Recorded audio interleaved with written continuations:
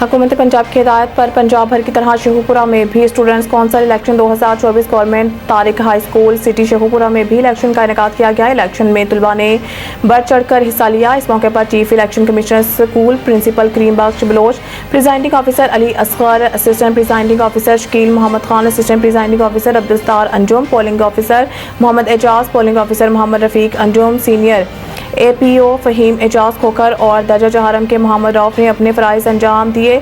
Media से गुफ्तगू करते हुए school principal Karim Bakhsh Bloch ने कहा कि हुकूमत पंजाब और महकमा तालीम की जानिब से हदायत जारी की गई हैं और इनके अहकामात को मद्देनज़र रखते हुए government Tariq high school city Sheikhupura में भी प्रॉपर इलेक्शन का माहौल बनाया गया है और बच्चों के अंदर इलेक्शन के ज़रिए स्टूडेंट्स कौंसिल कायम करना है और बच्चों को फेयर इलेक्शन दिखाकर और करवाकर इनके अंदर बेहतरीन लीडिंग क्वालिटी पैदा करना है ताकि ये अच्छे लीडर का चुनाव कर सकें। ये हुकूमत पंजाब का एक ऐसा इक़दाम है और ये इक़दाम स्टूडेंट्स और इस्तिज़ा के अंदर ब्रिज का रोल अदा करेगा। मुदस्सिर मलिक, नुमाइंदा 12 न्यूज़ शेखुपुरा।